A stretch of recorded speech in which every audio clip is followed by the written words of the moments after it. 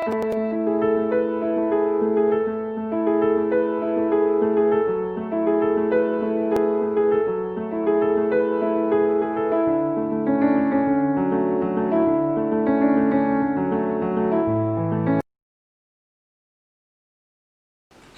Good morning.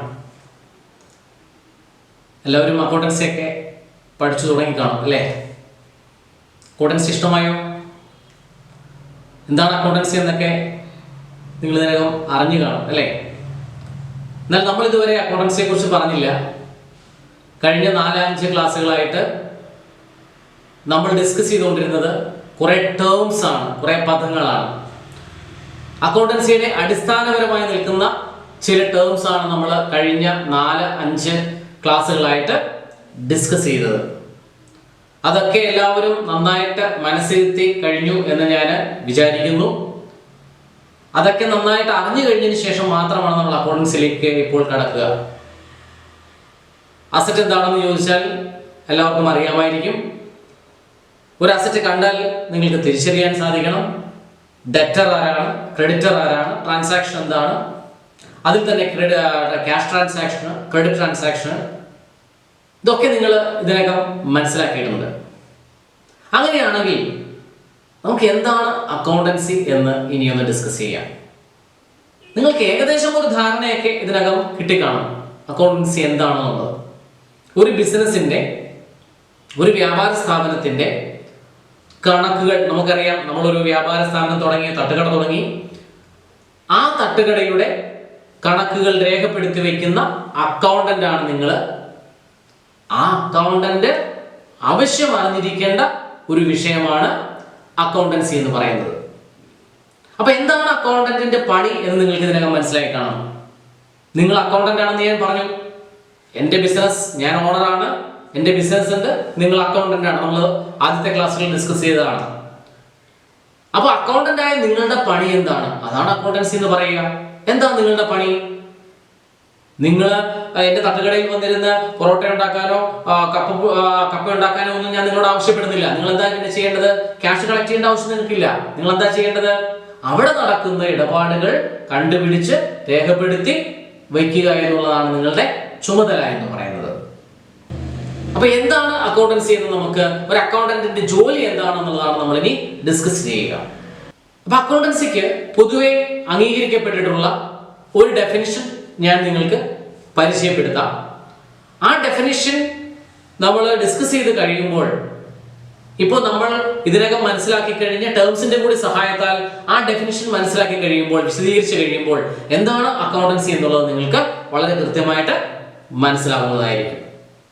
According to American Institute of Certified Public Accountants, accounting is the art of recording, classifying and summarizing in a significant manner and in terms of money, transactions and events which are part at least of financial character and also interpreting the results thereof.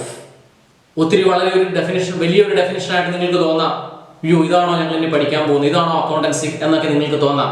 അങ്ങനെയൊന്നും തോന്നേണ്ട ആവശ്യമില്ല. വളരെ simple ആയിട്ടുള്ള കാര്യങ്ങളാണ്. നമ്മൾ ഇതിനകം discuss ചെയ്ത് കഴിഞ്ഞ പല കാര്യങ്ങളും തന്നെയാണ് ഈ ഒരു ഡെഫിനിഷനിൽ പറഞ്ഞു വരുന്നത്. നോക്കൂ, ആദ്യം നമ്മളോട് പറഞ്ഞിരിക്കുന്നത് accounting is the art. It's ഒരു ആർട്ടാണ്, ഒരു കലയാണ്. കല എന്ന് പറഞ്ഞാൽ പ്രത്യേകമായ സവിശേഷമായ ചില കഴിവുകൾ ആവശ്യമുള്ള ഒരു സംഗതിയാണ് കല എന്ന് പറയുക. അതായത് നമ്മൾ ഇതിനെക്കുറിച്ച് കൃത്യമായിട്ട് പഠിച്ച് നമ്മളുടെ കൂടിയുള്ള ചില കഴിവുകൾ കൂടി കാണിച്ചു കഴിയുമ്പോൾ മാത്രമാണ് അക്കൗണ്ടൻസി ഇവിടെ പൂർണ്ണമാകുന്നത്. അപ്പോൾ പ്രത്യേകമായ ചില കഴിവുകൾ ആവശ്യമുള്ള ഒരു ആക്ടിവിറ്റിയാണ് അക്കൗണ്ടിങ് എന്ന് പറയുന്നത്. അതുകൊണ്ടാണ് ഇതിനെ ഒരു ആർട്ടാണെന്ന് പറയുക. സവിശേഷമായ ഒരു കഴിവ്, ഒരു അക്കൗണ്ടന്റ് നല്ല അക്കൗണ്ടന്റ് ആകണമെങ്കിൽ ആ അക്കൗണ്ടിങ് എന്ന് പറയുന്ന ആക്ടിവിറ്റിയിൽ സവിശേഷമായ ഒരു കഴിവ് നമ്മൾ വളർത്തിയെടുക്കേണ്ടതുണ്ട്. അതുകൊണ്ടാണ് ഇതിനെ ഒരു ആർട്ട് എന്ന് പറയുക. ഇറ്റ്സ് ആൻ ആർട്ട്, ഒരു കലയാണ്, ഒരു ജോലിയാണ്, ഒരു സവിശേഷമായ കഴിവ് ആവശ്യമുള്ള ഒരു ജോലിയാണ്. It's an art. അതവിടെ നിൽക്കട്ടെ, അത് വളരെ സിമ്പിൾ ആയിട്ടുള്ള ഒരു കാര്യമാണ്. It's an art of recording. എന്താ റെക്കോർഡിംഗ് എന്ന് പറയുക? രേഖപ്പെടുത്തുക. ഞാൻ നിങ്ങളോട് ചോദിക്കട്ടെ, നിങ്ങൾ അക്കൗണ്ടന്റ് ആണെന്ന് ഞാൻ പറഞ്ഞു. ഒരു ദിവസം വൈകിട്ട് നമ്മൾ തട്ടുകടയിലേക്ക് നിങ്ങൾ വരികയാണ്, ഞാനും വരികയാണ്, നമ്മൾ തട്ടുകട ആരംഭിക്കുകയാണ്. ഞാൻ വരുമ്പോൾ ഒരു ഓട്ടോറിക്ഷയിലാണ് വരുന്നത്. കുറേയധികം സാധനങ്ങളൊക്കെ ഞാൻ കപ്പയും ഇറച്ചിയും ഒക്കെ വാങ്ങിച്ചുകൊണ്ട് വരുന്നത് നിങ്ങൾ കാണുന്നു. നിങ്ങൾ അക്കൗണ്ടന്റ് ആണ്, നിങ്ങൾ നമ്മുടെ കടയിൽ ഇരിക്കുകയാണ്. ഞാൻ നിങ്ങളോട് പറയുകയാണ്, ഞാൻ 5000 റുപ്പീസിന്റെ സാധനങ്ങൾ വാങ്ങിച്ചിട്ടുണ്ട്, അങ്ങ് റെക്കോർഡ് ചെയ്തേക്കൂ. നിങ്ങൾ അക്കൗണ്ടന്റ് ആണ്, ഞാൻ ഓണറാണ്, നമ്മുടെ കടയുടെ കണക്കുകളാണ് നിങ്ങൾ എഴുതി വെക്കേണ്ടത്. ഞാൻ നിങ്ങളോട് പറയുകയാണ്, 5000 റുപ്പീസിന്റെ സാധനങ്ങൾ വാങ്ങിച്ചിരിക്കുന്നു, അതങ്ങ് റെക്കോർഡ് ചെയ്ത് വെക്കൂ. നിങ്ങൾ റെക്കോർഡ് ചെയ്യുമോ? ചെയ്യും അല്ലേ? ചെയ്തില്ലെങ്കിൽ ഞാൻ നിങ്ങളെ പറഞ്ഞു വിടും. ഓക്കെ, ചെയ്യണം. പക്ഷേ ഞാൻ പറയുന്നത് ഓണർ ആണെങ്കിൽ കൂടിയും പറയുന്നത് കേട്ടിട്ട് നിങ്ങൾ യാതൊരു കാരണവശാലും റെക്കോർഡ് ചെയ്യരുത്. അപ്പോൾ നിങ്ങൾ എന്നോട് ചോദിക്കണം, സാറേ ഒരു കാര്യം ചെയ്യൂ, ഞാൻ റെക്കോർഡ് ചെയ്യാം, പക്ഷേ ഈ സാർ 5000 രൂപയ്ക്ക് വാങ്ങിയെന്ന് പറഞ്ഞില്ലേ, എന്തെല്ലാം സാധനങ്ങളാണ് വാങ്ങിയേ, എനിക്കതിന് എന്താ ഒരു തെളിവ് തരാമോ? നിങ്ങൾ ആവശ്യപ്പെടണം തീർച്ചയായിട്ടും. കാരണം നിങ്ങൾ രേഖപ്പെടുത്തി വെക്കുന്ന ഓരോ കാര്യങ്ങൾക്കും വ്യക്തമായ തെളിവുകൾ ഉണ്ടാകണം. നിങ്ങൾ അക്കൗണ്ടന്റ് ആണ്, നാളെ ഈ കണക്കുകളെല്ലാം ഓഡിറ്റിന് വിധേയമാകുന്നതാണ്. വേറൊരു പാർട്ടി നാളെ നിങ്ങളുടെ അടുക്കൽ വരും, ഈ കണക്കുകളൊക്കെ പരിശോധിക്കാനായിട്ട് വരും. അപ്പോൾ നിങ്ങളോട് ചോദിക്കും, 5000 റുപ്പീസിന്റെ സാധനങ്ങൾ വാങ്ങിയോ? ആ സാറ് ഞാൻ വാങ്ങിയതാണ്, കണ്ടതാണ്, എൻ്റെ ഓണറായിട്ടുള്ള സാറ് വാങ്ങിക്കൊണ്ട് വരുന്നത് കണ്ടതാണെന്ന് അപ്പോൾ പറഞ്ഞിട്ട് കാര്യമില്ല. നിങ്ങൾ എന്ത് കൊടുക്കേണ്ടി വരും? തെളിവുകൾ കൊടുക്കേണ്ടി വരും. അപ്പോൾ തെളിവുകളുടെ അടിസ്ഥാനത്തിലാണ് നമ്മൾ രേഖപ്പെടുത്തി വെക്കേണ്ടത്. ആ തെളിവുകളെ നമ്മൾ സോഴ്സ് ഡോക്യുമെന്റ് എന്ന് പറയുന്നു. എന്താണ് സോഴ്സ് ഡോക്യുമെന്റ്? അപ്പൊ എന്താണ് സോഴ്സ് ഡോക്യുമെന്റ് എന്ന് പറഞ്ഞാൽ? Evidences for transactions. ഒരു ട്രാൻസാക്ഷൻ നടന്നു എന്നുള്ളതിന്റെ തെളിവാണ് നമ്മൾ സോഴ്സ് ഡോക്യുമെന്റ് എന്ന് പറയാം. അപ്പൊ എന്താണ് ഞാൻ 5000 റുപ്പീസിന്റെ സാധനങ്ങൾ വാങ്ങിച്ചു എന്നുള്ളതിന് തെളിവെന്താ? തീർച്ചയായിട്ടും ഞാൻ കപ്പ വാങ്ങിച്ചെടുത്ത് എനിക്കൊരു ബില്ല് തന്നിട്ടുണ്ടാവും, ഒരു വൗച്ചർ ഉണ്ടാവും, ഒരു റെസിപ്റ്റ് ഉണ്ടാവും. അപ്പൊ ഞാൻ 5000 റുപ്പീസിന്റെ സാധനങ്ങൾ വാങ്ങിയെന്നുള്ളതിന് തെളിവെന്താണ്? ഞാൻ കപ്പ വാങ്ങുമ്പോൾ 10 കിലോ അല്ലെങ്കിൽ 20 കിലോ കപ്പ വാങ്ങുമ്പോൾ അവിടെ നിന്ന് എന്ത് വാങ്ങിയിരിക്കണം? ബില്ല് വാങ്ങിയിരിക്കണം. ആ ബില്ലാണ് അതിന്റെ തെളിവെന്ന് പറയുക. ഞാൻ ചിക്കൻ വാങ്ങിയെങ്കിൽ ആ ചിക്കൻ വാങ്ങിക്കുന്ന കടയിൽ നിന്ന് ഞാൻ എന്ത് വാങ്ങിയിരിക്കണം? ബില്ല് വാങ്ങിയിരിക്കണം. ആ ബില്ല് ഞാൻ നിങ്ങളുടെ കയ്യിൽ കൊണ്ടുവന്ന് തരുമ്പോൾ അത് നോക്കിയിട്ടാണ് നിങ്ങൾ റെക്കോർഡ് ചെയ്യേണ്ടത്. അതായത് സോഴ്സ് ഡോക്യുമെന്റുകളുടെ സഹായത്താലാണ് നിങ്ങൾ റെക്കോർഡ് ചെയ്യേണ്ടത്. എന്താ source document? Evidences for transactions. For example, bill, voucher. നമ്മൾ എന്തെങ്കിലും പേയ്മെന്റുകൾ കൊടുക്കുകയാണ്. നമ്മളുടെ കടയിൽ നിൽക്കുന്ന ഒരു പയ്യന് വൈകുന്നേരം ആകുമ്പോൾ നമ്മൾ കൂലി കൊടുക്കുന്നു, 100 രൂപ കൊടുക്കുന്നു. അപ്പോൾ എന്ത് ചെയ്യണം? നമ്മൾ അവനോടൊരു വൗച്ചർ എഴുതി വാങ്ങിക്കണം. ഞാൻ ഇന്നത്തെ കൂലിയായിട്ടുള്ള ഇന്ന ഡേറ്റില് കൂലിയായിട്ടുള്ള 100 രൂപ ഞാൻ കൈപ്പറ്റിയിരിക്കുന്നു എന്ന് എഴുതി അവനെ കൊണ്ട് സൈൻ ചെയ്യിപ്പിച്ച് വാങ്ങിക്കണം. അതാണ് വൗച്ചർ. ആ തെളിവുകളുടെ അടിസ്ഥാനത്തിൽ മാത്രമാണ് നിങ്ങൾ ബുക്കിലേക്ക് രേഖപ്പെടുത്തി വെക്കേണ്ടത്. തെളിവുകൾ എന്തൊക്കെയാണ്? സോഴ്സ് ഡോക്യുമെന്റുകൾ എന്തൊക്കെയാണ്? ബില്ല്. നിങ്ങൾ നോട്ട് ചെയ്ത് വെക്കണം. സോഴ്സ് ഡോക്യുമെന്റുകൾക്ക് ഉദാഹരണങ്ങൾ നിങ്ങൾ അറിഞ്ഞിരിക്കണം. ബില്ല്, വൗച്ചർ, പേയ്മെന്റുകൾ നടത്തുമ്പോൾ നമ്മൾ വൗച്ചർ വാങ്ങിച്ചു വെക്കുക. Receipt, debit not. എന്താണ് ഡെബിറ്റ് നോട്ട്? നിങ്ങൾ തൽക്കാലം ഒന്ന് എഴുതി വെക്കുക. ഇത് കൂടുതലായിട്ട് നമ്മൾ പിന്നീട് പറയും. ഡെബിറ്റ് നോട്ട് ഒരു സോഴ്സ് ഡോക്യുമെന്റ് ആണ്. പർച്ചേസസ് റിട്ടേൺസിന്റെ ഞാൻ പറഞ്ഞു, നമ്മൾ സാധനങ്ങൾ വാങ്ങുന്നതിനെ പർച്ചേസസ് പറയുന്നു. കപ്പ വാങ്ങി, ഈ കൊണ്ടുവന്ന കപ്പ കേടാണെങ്കിൽ നമ്മൾ എന്ത് ചെയ്യും? തിരിച്ചു കൊടുക്കും. അതിനെയാണ് പർച്ചേസസ് റിട്ടേൺസ് എന്ന് പറയുക. ആ ട്രാൻസാക്ഷൻ നടക്കുമ്പോഴുള്ള സോഴ്സ് ഡോക്യുമെന്റ് ആണ് ഏത്? Debit note. അതുപോലെ തന്നെ സെയിൽസ് റിട്ടേൺസിന്റെ സോഴ്സ് ഡോക്യുമെന്റ് ക്രെഡിറ്റ് നോട്ട്. തൽക്കാലം നിങ്ങളൊന്ന് അങ്ങനെ എഴുതി വെക്കുക, നോട്ട് ചെയ്ത് വെക്കുക. ഇതിനെക്കുറിച്ച് നമ്മൾ പിന്നീട് കൂടുതലായിട്ട് ഡിസ്കസ് ചെയ്യുന്നതാണ്. അപ്പൊ എന്താണ് source document? Evidence for transactions. Example, bill, voucher, invoice, debit note, credit note തുടങ്ങിയവയൊക്കെയാണ്. ഇതുപോലുള്ള ചില തെളിവുകളുടെ അടിസ്ഥാനത്തിലാണ് നമ്മൾ എന്ത് ചെയ്യേണ്ടത്? നമ്മൾ ട്രാൻസാക്ഷനുകൾ രേഖപ്പെടുത്തി വെക്കേണ്ടത്. അപ്പൊ അക്കൗണ്ടൻസിന്റെ തുടക്കം എന്ന് പറയുന്നത് എന്താണ്? റെക്കോർഡിംഗ് ആണ്. രേഖപ്പെടുത്തി വെക്കുക. രേഖപ്പെടുത്തണമെങ്കിൽ നിങ്ങൾ എന്ത് ആവശ്യപ്പെടണം? ഞാൻ 5000 റുപ്പീസിന്റെ സാധനങ്ങൾ വാങ്ങിയെന്ന് ഞാൻ നിങ്ങളോട് പറഞ്ഞാൽ നിങ്ങൾ എഴുതാൻ പാടില്ല. എന്റെ വായിൽ നിന്ന് കേൾക്കുന്ന സെന്റൻസുകൾ കേട്ടിട്ടല്ല നിങ്ങൾ റെക്കോർഡ് ചെയ്യേണ്ടത്. പിന്നെയോ തെളിവുകൾ ചോദിക്കണം. അപ്പോൾ ഞാൻ 5000 റുപ്പീസിന്റെ ബില്ല്, വൗച്ചർ, റെസിപ്റ്റ് എന്താന്ന് വെച്ചാൽ ഞാൻ നിങ്ങളെ ഏൽപ്പിക്കും. അത് നോക്കി നിങ്ങൾ രേഖപ്പെടുത്തി വെക്കണം. നിങ്ങൾ ഒരു ബുക്ക് എടുക്കുന്നു, ഒന്നാമത്തെ ബുക്ക്, ആ ബുക്കിലേക്കാണ് ആദ്യമായിട്ട് രേഖപ്പെടുത്തേണ്ടത്. ആ ബുക്കിനെ നമ്മൾ വിളിക്കുന്ന പേരാണ് ജേണൽ എന്ന് പറയുന്നു. എന്താണ് ജേണൽ? ജേണൽ എന്ന് പറയുന്ന ഒന്നാമത്തെ ബുക്കിലേക്ക് നമ്മൾ രേഖപ്പെടുത്തി വെക്കുന്നു. റെക്കോർഡിംഗ്. നമ്മുടെ ഡെഫിനിഷനിൽ accounting is the art of recording. Record ചെയ്യുന്നത് എങ്ങോട്ടാണ്? ജേണലിലേക്കാണ്. ആ ജേണലിൽ രേഖപ്പെടുത്തി വെക്കുന്ന പ്രോസസ്സിന് നമ്മൾ ഒരു പേര് പറയും, ജേണലൈസിംഗ് എന്ന് പറയും. ഇത് നമ്മൾ അടുത്ത ചാപ്റ്ററിൽ വളരെ വിശദമായി പഠിക്കുന്നുണ്ട്. എങ്കിലും ഈ ഡെഫിനിഷൻ പഠിക്കുമ്പോൾ അതും കൂടി നമ്മളൊന്ന് പറഞ്ഞു പോകുന്നത് നിങ്ങൾക്ക് കുറച്ചും കൂടി ഗുണകരമായിരിക്കും എന്നുള്ളത് കൊണ്ടാണ് ഞാൻ അത് തൽക്കാലം ഇവിടെ ഒന്ന് മെൻഷൻ ചെയ്തു പോകുന്നത്. So accounting is the art of recording. ആദ്യമായി നമ്മൾ റെക്കോർഡ് ചെയ്യുന്ന ഒരു ബുക്ക് എടുക്കുന്നു. ആദ്യത്തെ ബുക്ക്, അതിന് വിളിക്കുന്ന പേരെന്താണ്? ജേണൽ. ആ ജേണലിലേക്ക് റെക്കോർഡ് ചെയ്യുന്നതിനെ ജേണലൈസിംഗ് എന്ന് പറയും. എന്താണ് ജേണലൈസിംഗ്? അപ്പൊ നമ്മുടെ അക്കൗണ്ടൻസിയുടെ ആദ്യത്തെ പ്രോസസ് അതാണ്. എന്താണ് ജേണലൈസിംഗ്? അത് നമ്മൾ നെക്സ്റ്റ് ചാപ്റ്ററിൽ വളരെ വിശദമായിട്ട് എങ്ങനെയാണ് ജേണലൈസ് ചെയ്യുന്നത് അതൊക്കെ തുടങ്ങിയ കാര്യങ്ങൾ ഡിസ്കസ് ചെയ്യുന്നുണ്ട്. തൽക്കാലം നിങ്ങൾ അത്രയും പറഞ്ഞിരിക്കുക. ഒന്നാമത്തെ ബുക്ക് എടുക്കുന്നു, അതിലേക്ക് നമ്മൾ സോഴ്സ് ഡോക്യുമെന്റ് എവിഡൻസ് നോക്കി രേഖപ്പെടുത്തി വെക്കുന്നു, ട്രാൻസാക്ഷൻ രേഖപ്പെടുത്തി വെക്കുന്നു. അതിനെ നമ്മൾ എന്ത് വിളിക്കുന്നു? ജേണലൈസിംഗ് എന്ന് പറയുന്നു. ആ ബുക്കിനെ എന്താ വിളിക്കണേ? ജേണൽ എന്ന് വിളിക്കുന്നു. നോക്കൂ, നമ്മുടെ ഡെഫിനിഷൻ നോക്കൂ. Accounting is the art of recording, classifying. നമ്മുടെ അടുത്ത പണി എന്താ? ക്ലാസിഫൈ ചെയ്യുക. നോക്കൂ, നമ്മൾ ഒരു ധാരാളം ട്രാൻസാക്ഷൻസ് നമ്മുടെ ബിസിനസ്സിൽ നടക്കും. ധാരാളം പർച്ചേസുകൾ, ധാരാളം സെയിലുകൾ, ധാരാളം പ്രാവശ്യം നമ്മൾ വാടക കൊടുത്തുന്നിരിക്കാം, സാലറി കൊടുത്തുന്നിരിക്കാം. ഇങ്ങനെ ധാരാളം എക്സ്പെൻസുകൾ നമ്മുടെ കയ്യിൽ നിന്ന് ഉണ്ടായിക്കൊണ്ടിരിക്കും. ഈ എക്സ്പെൻസുകളെല്ലാം നമ്മൾ ഒന്നാമത്തെ ബുക്കിലേക്ക്, ജേണലിലേക്ക് അത് ഉണ്ടാകുന്ന മുറയ്ക്ക് സമയക്രമം അനുസരിച്ച് രേഖപ്പെടുത്തി പോയി. ഇനി ഇതിനെ നമ്മൾ എന്ത് ചെയ്യുന്നു? ക്ലാസിഫൈ ചെയ്യുന്നു, ഗ്രൂപ്പ് ചെയ്യുന്നു. പർച്ചേസുകളെല്ലാം ഓരോ ദിവസവും ഉണ്ടായ പർച്ചേസുകളൊക്കെ എടുത്ത് ഒരു കൊട്ടക്കകത്തേക്ക് ഇടുന്നു, ഒരു ബാസ്ക്കറ്റിലേക്ക് ഇടുന്നു. സെയിൽസുകളെല്ലാം എടുത്ത് നമ്മൾ വേറൊരു ബാസ്ക്കറ്റിലേക്ക് ഇടുന്നു. ബാസ്ക്കറ്റിൽ ഇടുന്നില്ല കേട്ടോ, നമ്മൾ എന്ത് ചെയ്യുന്നു? വേറൊരു രണ്ടാമത്തെ ബുക്ക് എടുക്കുന്നു. അപ്പൊ രണ്ടാമത്തെ ബുക്ക് ഏതാണ്? ലെഡ്ജർ ആണ്. ആ രണ്ടാമത്തെ ബുക്കിലേക്ക് നമ്മൾ പോസ്റ്റ് ചെയ്യുന്നതാണ് ക്ലാസിഫൈയിങ് എന്ന് പറയുന്ന പ്രോസസ് എന്ന് പറയുക. So accounting is the art of recording, classifying and summarising. ഇനി നമ്മൾ അടുത്ത ഡിസ്കസ് ചെയ്യുന്നത് സമ്മറൈസിംഗ്. എന്താണ് സമ്മറൈസിംഗ് എന്ന് പറയുക? നമ്മൾ പറഞ്ഞു ജേണലിലേക്ക് എഴുതി ജേണലിൽ നിന്ന് എടുത്ത് നമ്മൾ ലെഡ്ജറിലേക്ക് സമയാസമയങ്ങളിൽ പോസ്റ്റ് ചെയ്തുകൊണ്ടിരിക്കുന്നു.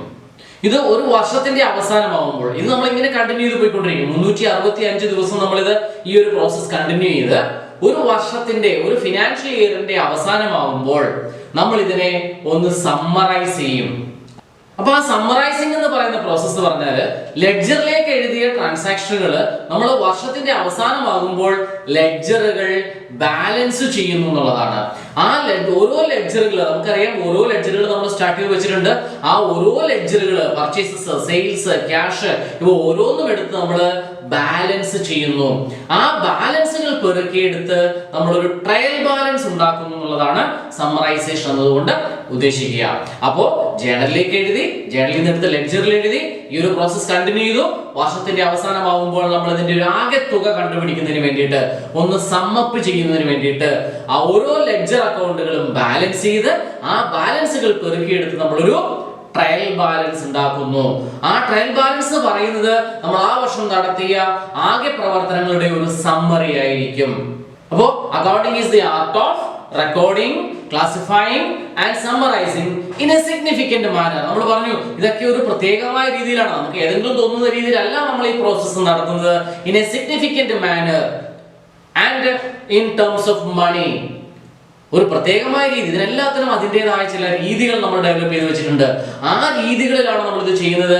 And in terms of money, നമ്മുടെ സ്ഥാപനത്തിൽ നടക്കുന്ന ഒരു ട്രാൻസാക്ഷനെ റെക്കോർഡ് ചെയ്യുന്നത് പണപരമായിട്ടാണ്. നമ്മൾ 10 കിലോ അരി വാങ്ങിച്ചാൽ 10 കിലോ അരി വാങ്ങി എന്നല്ല എഴുതുക, അതിന്റെ മോണിറ്ററി വാല്യൂവിലാണ് നമ്മൾ റെക്കോർഡ് ചെയ്യുക.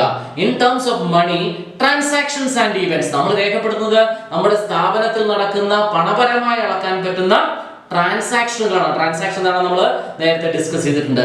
അപ്പൊ ആ പണപരമായി അളക്കാൻ പറ്റുന്ന ട്രാൻസാക്ഷനുകളെ ഒരു പ്രത്യേകമായ രീതിയിൽ നമ്മൾ റെക്കോർഡ് ചെയ്യുന്നു, അതായത് ജേർണലൈസ് ചെയ്യുന്നു. രണ്ടാമത് ലെഡ്ജറിലേക്ക് എടുത്തെഴുതുന്നു, പോസ്റ്റ് ചെയ്യുന്നു. അതിനുശേഷം നമ്മൾ ബാലൻസ് ചെയ്ത് ട്രയൽ ബാലൻസ് ഉണ്ടാക്കുന്നു. സോ ഒന്നുകൂടി ഞാൻ നമ്മുടെ ഡെഫിനിഷൻ പറയാം. Accounting is the art of recording, classifying, summarising in a significant manner and in terms of money, transactions and events which are in part at least of financial character and interpreting the results thereof. അപ്പോൾ ഇവിടെ 4 പ്രോസസ്സാണ് നമ്മൾ പറയുക. Recording, classifying, summarising. അവസാനം നമ്മൾ എന്ത് ചെയ്യുന്നു? ഇന്റർപ്രിട്ടേഷനിലേക്ക്, ഒരു നിഗമനത്തിലേക്ക് എത്തിച്ചേരുന്നു. നമുക്കറിയാം നമ്മൾ ഇത്രയും നാളും നടത്തിയ ആക്ടിവിറ്റിയുടെ ഫലം എന്താണ്? നമ്മളൊക്കെ ക്ലാസ്സുകളിൽ ഇരുന്ന് ഒരു വർഷം മുഴുവൻ പഠിച്ചതിന് ശേഷം എന്തുമാത്രം പഠിച്ചു, നമ്മുടെ പഠനം എങ്ങനെയുണ്ടെന്ന് അറിയാനായിട്ട് നമ്മൾ വർഷാവസാനം എന്ത് നടത്തും? വാർഷിക പരീക്ഷകൾ നടത്തും, എക്സാമിനേഷൻ നടത്തും. എന്തിനാണ്? നമ്മൾ എന്തുമാത്രം പഠിച്ചു, നമ്മുടെ കഴിവ് എത്രയുണ്ട്, നമുക്ക് എത്രമാത്രം അബ്സോർവ് ചെയ്യാൻ സാധിച്ചു, അതിന്റെ ഒരു റിസൾട്ട് അറിയുന്നതിന് വേണ്ടിയിട്ടാണ്. ഇവിടെയും നമ്മൾ ഒരു വർഷം നടത്തിയ ബിസിനസ്സുകളുടെ ട്രാൻസാക്ഷനുകളുടെ റിസൾട്ട് അറിയുന്നതിന് വേണ്ടി നമ്മൾ എന്ത് ചെയ്യുന്നു? ആ അവസാനമായിട്ട് ഈ ട്രയൽ ബാലൻസ് ഉപയോഗിച്ചിട്ട് ട്രയൽ ബാലൻസിൽ നിന്നും നമ്മൾ ഫൈനൽ അക്കൗണ്ടുകൾ പ്രിപ്പയർ ചെയ്യുന്നു. ഫൈനൽ അക്കൗണ്ടുകൾ നമ്മൾ പറയുക, അതായത് trading account, profit and loss account, balance sheet എന്നിവ തയ്യാറാക്കുക. ഇതാണ് അക്കൗണ്ടൻസിയുടെ ഏറ്റവും പരമപ്രധാനമായ ലക്ഷ്യം എന്ന് പറയുക, ഫൈനൽ അക്കൗണ്ടുകൾ തയ്യാറാക്കുക. നമ്മൾ ഈ വർഷം ചെയ്യുന്ന ആക്ടിവിറ്റികൾ എല്ലാം തന്നെ നമ്മളിപ്പോൾ ഇവിടെ ഡിസ്കസ് ചെയ്തു കഴിഞ്ഞു. ജേർണലൈസിംഗ്, ലെഡ്ജറിലേക്ക് പോസ്റ്റിംഗ്, അവയിൽ നിന്ന് ബാലൻസ് ചെയ്യുക, ട്രയൽ ബാലൻസ് ഉണ്ടാക്കുക. ആ ട്രയൽ ബാലൻസുകൾ ഉപയോഗിച്ച് നമ്മൾ അവസാനം ഫൈനൽ അക്കൗണ്ടുകൾ പ്രിപ്പയർ ചെയ്യുന്നു. സോ ഈ ഒരു പ്രോസസ്സാണ്, അക്കൗണ്ടിങ് പ്രോസസ്സിനെയാണ് നമ്മൾ ഈ വർഷത്തിൽ മൊത്തത്തിൽ ഡിസ്കസ് ചെയ്യുക എന്ന് പറയുക. അപ്പോൾ ഇത്രയും പറഞ്ഞതിൽ നിന്ന് നമ്മൾ ഈ വർഷം ചെയ്യാൻ പോകുന്ന കാര്യങ്ങൾ എന്താണെന്ന് നമ്മൾ മനസ്സിലാക്കി. ഒപ്പം അക്കൗണ്ടൻസി എന്താണെന്ന് നമുക്ക് വളരെ കൃത്യമായിട്ട് മനസ്സിലായിട്ടുണ്ടാവും. Okay, what are the objectives of accounting? Next we are discussing the objectives of accounting. നിങ്ങൾക്ക് തന്നെ പറയാൻ സാധിക്കും. നിങ്ങൾ ആലോചിച്ചോളൂ, നമ്മൾ ഈ നമ്മുടെ സ്ഥാപനത്തിൽ നടക്കുന്ന ട്രാൻസാക്ഷനുകൾ റെക്കോർഡ് ചെയ്ത് സമ്മറൈസ് ചെയ്ത് നമ്മൾ പറഞ്ഞു അവസാനം നമ്മൾ എന്ത് ചെയ്യുന്നു? ഫൈനൽ അക്കൗണ്ടുകൾ ഉണ്ടാക്കുന്നു. എന്തിനാ ഫൈനൽ അക്കൗണ്ടുകൾ ഉണ്ടാക്കുന്നേ? ഒന്നാമത്തെ ലക്ഷ്യം, നമ്മുടെ അക്കൗണ്ടൻസിയുടെ ഏറ്റവും പരമപ്രധാനമായ ലക്ഷ്യം എന്താണ്? To know the trading result. നമ്മൾ ഇത്രയും നാളും നടത്തിയ ആ ഇടപാടുകളുടെ അവസാനത്തെ ഫലം എന്താണ്, റിസൾട്ട് എന്താണെന്ന് അറിയുക എന്നുള്ളതാണ്. അതായത് നമ്മൾ ഇത്രയും നാളും കഷ്ടപ്പെട്ട് ട്രാൻസാക്ഷനുകളൊക്കെ നടത്തി, അതുകൊണ്ട് എന്ത് ഗുണമുണ്ടായി, നമുക്ക് മോണിറ്റർ ചെയ്തിട്ട് എന്തെങ്കിലും പ്രയോജനമാണോ ഉണ്ടായത്, അതെന്തെങ്കിലും നഷ്ടമാണോ ഉണ്ടായതെന്ന് തിരിച്ചറിയുന്നതിന് വേണ്ടിയാണ് നമ്മൾ ഈ അക്കൗണ്ടിംഗ് പ്രോസസ് നടത്തുക. So the first and the foremost important objective of accounting is to know the trading results. അതിനാണ് നമ്മൾ അവസാനം പറഞ്ഞു എന്താണ്, നമ്മൾ interpreting the results, that we are preparing the final accounts. Preparing the final accounts പറയുമ്പോൾ അതിനകത്ത് ഏതൊക്കെയാണെന്ന് ഞാൻ പറഞ്ഞു. ട്രേഡിംഗ് അക്കൗണ്ട്, P&L അക്കൗണ്ട്, ഈ രണ്ട് അക്കൗണ്ടുകളാണ് ഏറ്റവും പ്രധാനപ്പെട്ടത്. ഫൈനൽ അക്കൗണ്ടിന്റെ ഏറ്റവും പ്രധാനപ്പെട്ട ഒരു ഭാഗം എന്ന് പറയുക. ആ ട്രേഡിംഗ് അക്കൗണ്ടും P&L അക്കൗണ്ടും നമ്മൾ പ്രിപ്പയർ ചെയ്യുന്നതിന് വേണ്ടിയിട്ടാണ്. ലാഭമാണോ നഷ്ടമാണോ, നമ്മൾ ഇത്രയും നാളും ചെയ്ത ആക്ടിവിറ്റീസിന്റെ പരിണിത ഫലം എന്താണ്, ലാഭമാണോ നഷ്ടമാണോ എന്നറിയുന്നതിന് വേണ്ടിയാണ്. So the first and the foremost objective of accounting is to know the trading result, that is profit or loss. And the second one നമ്മൾ പറഞ്ഞു ഫൈനൽ അക്കൗണ്ടുകൾ പ്രിപ്പയർ ചെയ്യുക എന്നുള്ളതാണ് അക്കൗണ്ടൻസിയുടെ ഒരു ലക്ഷ്യം എന്ന് പറഞ്ഞു. അതായത് ട്രേഡിംഗ് അക്കൗണ്ട് പ്രിപ്പയർ ചെയ്യുക, P&L അക്കൗണ്ട് പ്രിപ്പയർ ചെയ്യുക. ഒരു കാര്യം കൂടി നമ്മൾ പറഞ്ഞു, ബാലൻസ് ഷീറ്റ് പ്രിപ്പയർ ചെയ്യുക. ബാലൻസ് ഷീറ്റ് പ്രിപ്പയർ ചെയ്യുക. നമുക്ക് ഈ വർഷത്തിന്റെ അവസാനത്തിൽ നമ്മൾ പഠിക്കുന്നുണ്ട് എങ്ങനെയാണ് ഒരു ബാലൻസ് ഷീറ്റ് പ്രിപ്പയർ ചെയ്യുക. ബാലൻസ് ഷീറ്റിലാണ് നമ്മൾ നമ്മുടെ അസറ്റുകളും ലയബിലിറ്റികളും റെപ്രസെന്റ് ചെയ്യുന്നത്, കാണിക്കുന്നത്. ആ ബാലൻസ് ഷീറ്റിലാണ് നമ്മൾ നമ്മുടെ അസറ്റുകളും ലയബിലിറ്റികളും ലിസ്റ്റ് ഔട്ട് ചെയ്യുന്നത്. അപ്പൊ നമുക്ക് എന്തുമാത്രം അസറ്റുകളുണ്ട്, നമുക്ക് എന്തൊക്കെ ബാധ്യതയുണ്ട്, നമ്മുടെ അസറ്റുകൾ എത്ര, നമ്മുടെ ബാധ്യതകൾ എത്ര, ഇത് തമ്മിൽ കമ്പയർ ചെയ്യുമ്പോഴാണ് നമ്മൾ ഫിനാൻഷ്യലി എത്രമാത്രം സൗണ്ട് ആണെന്ന് നമുക്ക് അറിയാനായിട്ട് സാധിക്കുന്നത്. So the second one, to depict the financial position, to know the financial position. അതിനുവേണ്ടിയാണ് നമ്മൾ ബാലൻസ് ഷീറ്റ് പ്രിപ്പയർ ചെയ്യുക. അപ്പൊ ഞാൻ അക്കൗണ്ടൻസിയുടെ എന്താണ് അക്കൗണ്ടൻസി എന്ന് പറയുമ്പോൾ അവസാനം പറഞ്ഞു ഫൈനൽ അക്കൗണ്ടിന്റെ പ്രിപ്പറേഷൻ ആണെന്ന് പറഞ്ഞു. ഫൈനൽ അക്കൗണ്ടിൽ 3 കാര്യങ്ങളുണ്ട് എന്ന് പറഞ്ഞു. ട്രേഡിംഗ് അക്കൗണ്ട്, P&L അക്കൗണ്ട്, അത് രണ്ടും പ്രിപ്പയർ ചെയ്യുന്നത് എന്തിനു വേണ്ടിയിട്ടാണ്? To know the trading result. അവസാനത്തെ ബാലൻസ് ഷീറ്റ് പ്രിപ്പയർ ചെയ്യുന്നതിന് വേണ്ടിയിട്ടാണ് to know the financial position. So the രണ്ട് ഒബ്ജക്റ്റീവ്സ് ഏതൊക്കെയാണ്? അക്കൗണ്ടൻസിയുടെ രണ്ട് ഒബ്ജക്റ്റീവ്സ് ഏതൊക്കെയാണ്? ഒന്ന്, to know the trading result. Second one, to know the financial position. And the third one, നമുക്കറിയാം ഇത്തരത്തിലുള്ള ധാരാളം ആയിരക്കണക്കിന് ലക്ഷക്കണക്കിന് ട്രാൻസാക്ഷനുകൾ നമ്മുടെ സ്ഥാപനത്തിൽ ഉണ്ടായിക്കൊണ്ടിരിക്കും. അതെല്ലാം നമ്മുടെ മെമ്മറിയിൽ ഓർത്ത് വെക്കുക എന്ന് പറയുന്നത് സാധ്യമായ കാര്യമല്ല, നമ്മൾ മറന്നു പോകാൻ സാധ്യതയുണ്ട്. അപ്പൊ നമ്മുടെ സ്ഥാപനത്തിൽ എന്തെല്ലാം നടന്നു എന്നുള്ളതിന്റെ ഒരു തെളിവ് ആണ്. നമുക്കറിയാം ഓരോ ട്രാൻസാക്ഷൻ ഉണ്ടാകുമ്പോഴും സോഴ്സ് ഡോക്യുമെന്റ് എടുത്തു വെച്ച് നമ്മൾ റെക്കോർഡ് ചെയ്യുന്നു. അതിന്റെ ഫലമായിട്ട് നമ്മുടെ സ്ഥാപനത്തിൽ നടന്ന ട്രാൻസാക്ഷനുകളുടെ ഒരു റെക്കോർഡ് നമ്മുടെ കയ്യിൽ ഉണ്ടാവും എന്നുള്ളതാണ്. Maintenance of records of business transaction. നമ്മുടെ സ്ഥാപനത്തിൽ നടന്ന ബിസിനസ് ട്രാൻസാക്ഷനുകളുടെ ഒരു റെക്കോർഡ്, ഒരു തെളിവ് നമ്മൾ സൂക്ഷിക്കുക എന്നുള്ളതാണ് മറ്റൊരു ലക്ഷ്യം എന്ന് പറയുക. So these are the 3 objectives of accounting. The first one is to know the profit or loss. അതിനാണ് നമ്മൾ trading account, P&L account prepare ചെയ്യുക.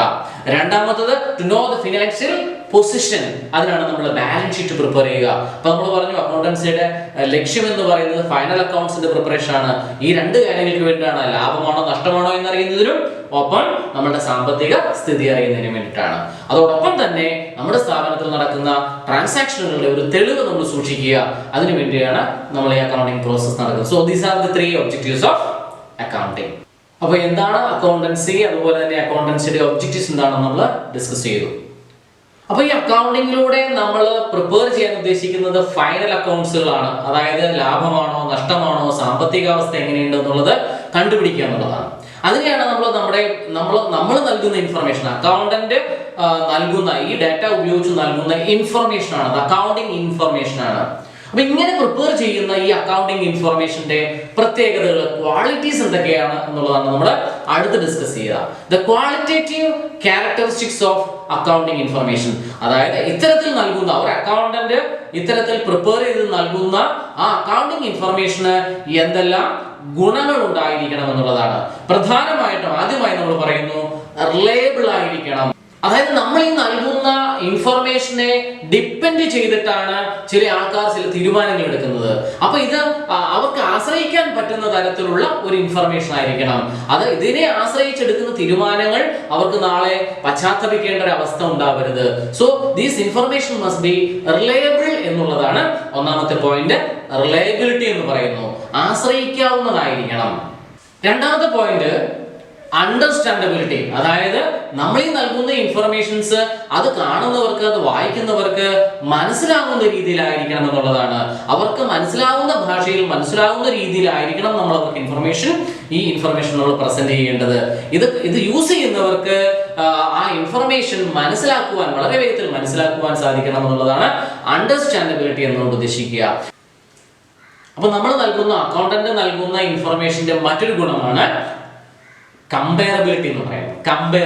കമ്പയർ ചെയ്യാൻ സാധിക്കുന്ന തരത്തിലുള്ളതായിരിക്കണം.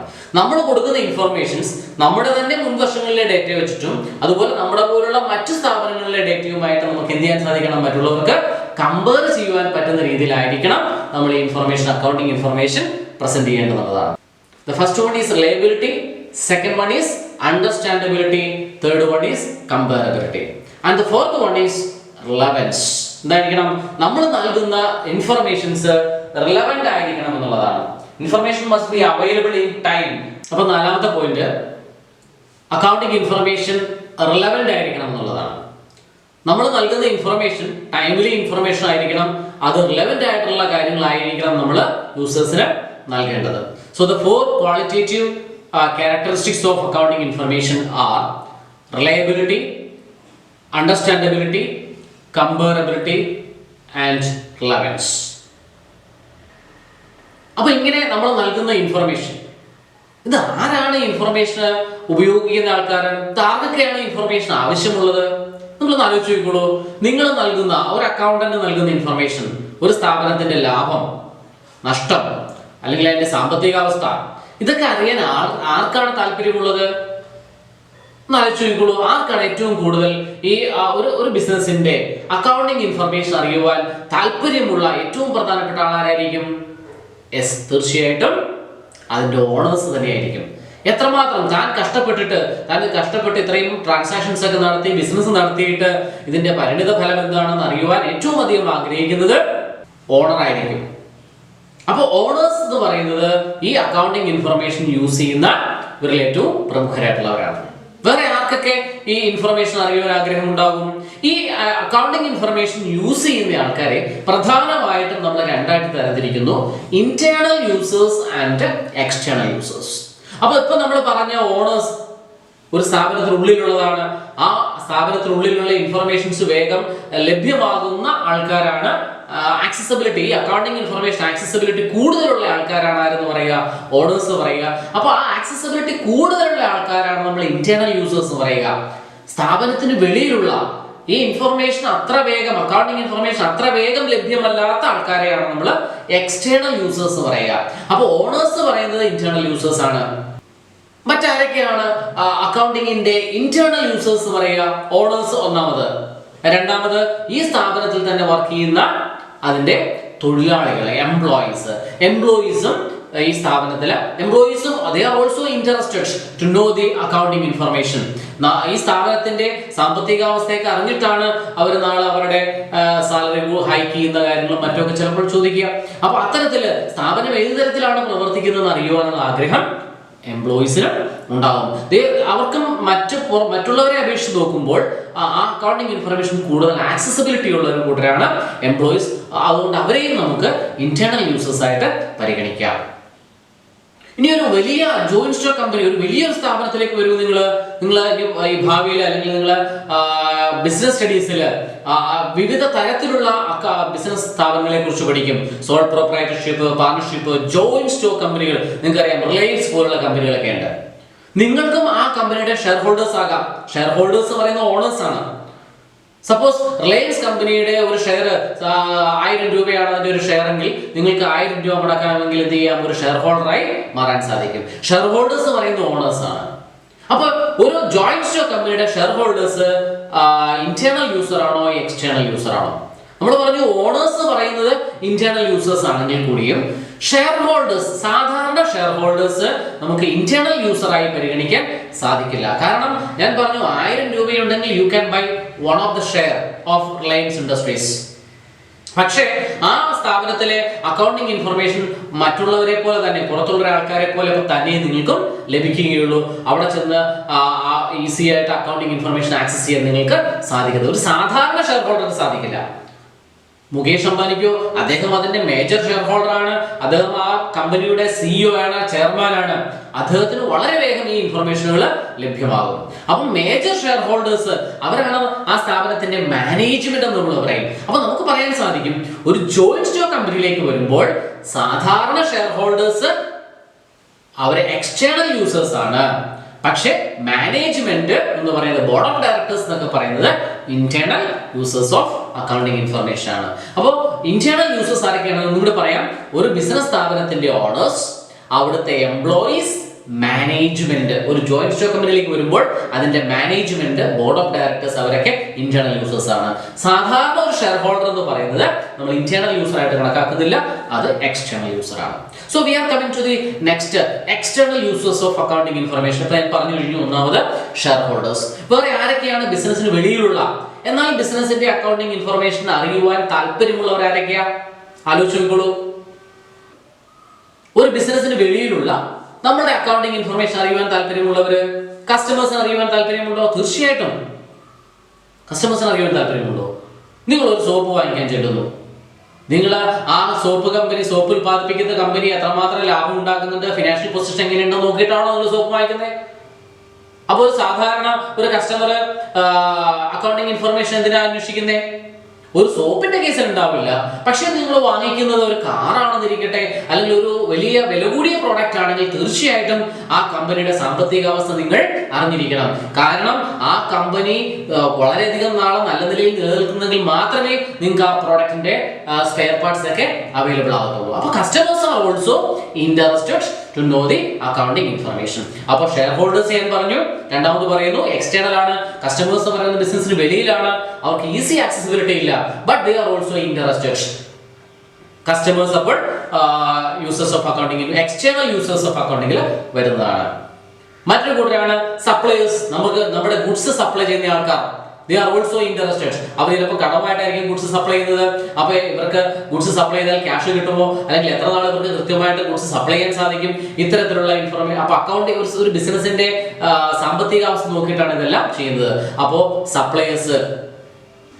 ഷെയർ ഹോൾഡേഴ്സിനെ പോലെ തന്നെ മറ്റൊരു കൂട്ടരാണ് ഇൻവെസ്റ്റേഴ്സ്. അതായത് ചില ആൾക്കാരുടെ കയ്യിൽ കുറച്ച് പൈസയുണ്ട്, അവര് അവരുടെ ക്യാഷ് ഏതെങ്കിലും കമ്പനിയുടെ ഷെയറുകളിൽ ഇൻവെസ്റ്റ് ചെയ്യാൻ ഉദ്ദേശിക്കുന്നു. Proposed investors. അപ്പൊ അവരും വെറുതെ കൊണ്ടുപോയി ഒരു സ്ഥാപനത്തിലേക്ക് കൊണ്ടുപോയി ഷെയർ വാങ്ങിക്കില്ല. ആ സ്ഥാപനത്തിന്റെ ലാഭവും കഴിഞ്ഞ കാലങ്ങളിൽ പ്രവർത്തിക്കുന്ന ലാഭവും പ്രവർത്തന ലാഭവും അതുപോലെ അവരുടെ സാമ്പത്തികാവസ്ഥയും ഒക്കെ നോക്കിയിട്ടാണ് അവർ ആ കമ്പനിയുടെ ഷെയർ വാങ്ങിക്കുവാൻ തയ്യാറാവുകയുള്ളൂ. അപ്പോൾ ഇൻവെസ്റ്റേഴ്സ്, പ്രൊപ്പോസ്ഡ് ഇൻവെസ്റ്റേഴ്സും എന്ത് തന്നെയാണ്? എക്സ്റ്റേണൽ യൂസേഴ്സ് ഓഫ് അക്കൗണ്ടിങ് ഇൻഫർമേഷനിൽ വരുന്നതാണ്.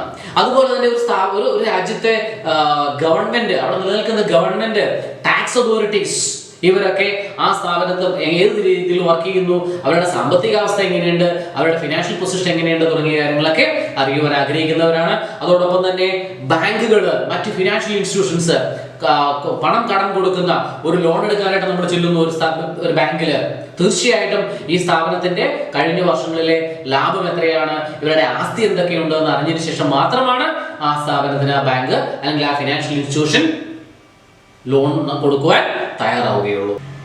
അതുപോലെ തന്നെ നമ്മളുടെ കോമ്പറ്റീറ്റേഴ്സ്, നമ്മളെപ്പോലെ തന്നെ പ്രോഡക്റ്റ് ഉൽപ്പാദിപ്പിക്കുന്ന, നമ്മളോട് കോമ്പീറ്റ് ചെയ്യുന്ന, നമ്മളുമായും ബിസിനസ് രംഗത്ത് മത്സരിക്കുന്ന മറ്റുള്ളവരുണ്ട്.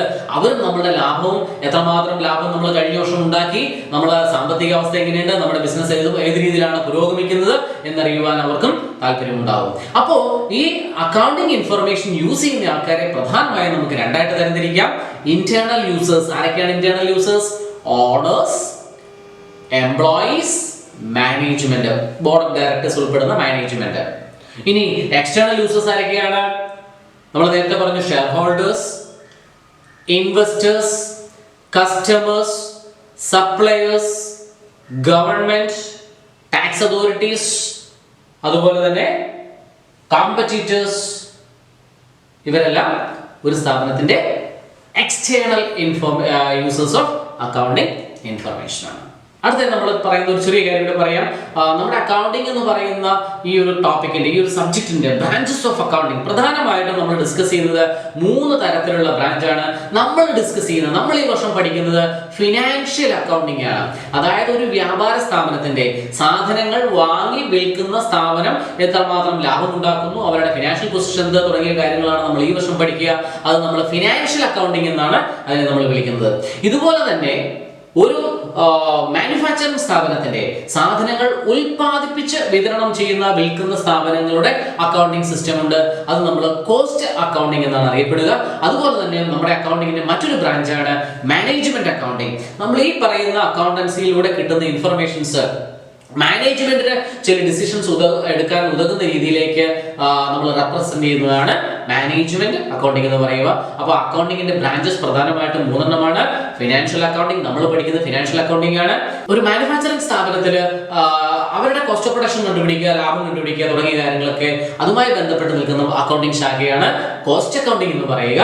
അതുപോലെ തന്നെ ഈ അക്കൗണ്ടൻസിയിലെ ഇൻഫർമേഷൻസ് മാനേജ്മെന്റ് ഡിസിഷൻ മേക്കിങ്ങിന് ഉതകുന്ന രീതിയിൽ പ്രസന്റ് ചെയ്യുന്നതിനെയാണ് മാനേജ്മെന്റ് അക്കൗണ്ടിംഗ് എന്നതുകൊണ്ട് ഉദ്ദേശിക്കുക. അങ്ങനെ 3 തരത്തിലുള്ള അക്കൗണ്ടിംഗ് ശാഖകളാണ് പ്രധാനമായും ഉള്ളത്. വേറെയും ശാഖകളുണ്ട്. ഈ ഏറ്റവും പ്രധാനമായിട്ടുള്ള അക്കൗണ്ടൻസിയുടെ 3 ശാഖകൾ നിങ്ങളൊന്ന് ഓർത്തിരിക്കുക.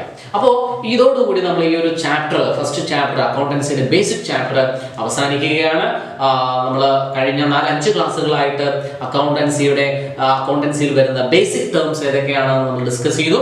ഒപ്പം ഈ ക്ലാസ്സിൽ അക്കൗണ്ടൻസി എന്താണ്, അതുപോലെ തന്നെ അതിന്റെ ഒബ്ജക്റ്റീവ്സ് എന്തൊക്കെയാണ്, അതിന്റെ അക്കൗണ്ടിംഗ് ഇൻഫർമേഷന്റെ ക്വാളിറ്റേറ്റീവ് ക്യാരക്ടറിസ്റ്റിക്സ്, ഒപ്പം യൂസേഴ്സ് ഓഫ് അക്കൗണ്ടിംഗ് ഇൻഫർമേഷൻ, അതുപോലെ തന്നെ അക്കൗണ്ടൻസിയുടെ ബ്രാഞ്ചസ്, പ്രധാനപ്പെട്ട ബ്രാഞ്ചസ് ഏതൊക്കെയാണെന്ന് നമ്മൾ ഡിസ്കസ് ചെയ്ത് ഈ ഒരു 6 ക്ലാസ്സുകൾ വളരെ വ്യക്തമായി മനസ്സിലാക്കുന്ന ആൾക്കാർക്ക് അക്കൗണ്ടൻസി വളരെ താല്പര്യമുള്ള, നല്ല ഇൻട്രസ്റ്റിംഗ് ആയിട്ടുള്ള ഒരു വിഷയമായി മാറുമെന്ന കാര്യത്തിൽ സംശയമില്ല. വരുന്ന ക്ലാസ്സുകളിൽ അക്കൗണ്ടൻസിയുടെ ബേസ് ആയി നിൽക്കുന്ന ചില തത്വങ്ങളെ കുറിച്ചും പ്രിൻസിപ്പിൾസ്, കൺവെൻഷൻസിനെ കുറിച്ചാണ് നമുക്ക് ഡിസ്കസ് ചെയ്യേണ്ടത്. ആ ഒരു ചാപ്റ്ററിലേക്ക് കടക്കുന്നതിന് മുന്നേ നിങ്ങൾ എല്ലാവരും ഈ 5-6 ക്ലാസ്സുകൾ വളരെ ഭംഗിയായി കണ്ട് ഇത് മനസ്സിലാക്കി നിങ്ങളുടെ ടീച്ചേഴ്സിനോട് സംശയ ദൂരീകരണങ്ങളൊക്കെ നടത്തിയതിനു ശേഷമായിരിക്കണം അടുത്ത ചാപ്റ്ററിലേക്ക് നമ്മൾ കടക്കേണ്ടത്. എല്ലാവർക്കും നന്ദി, നമസ്കാരം.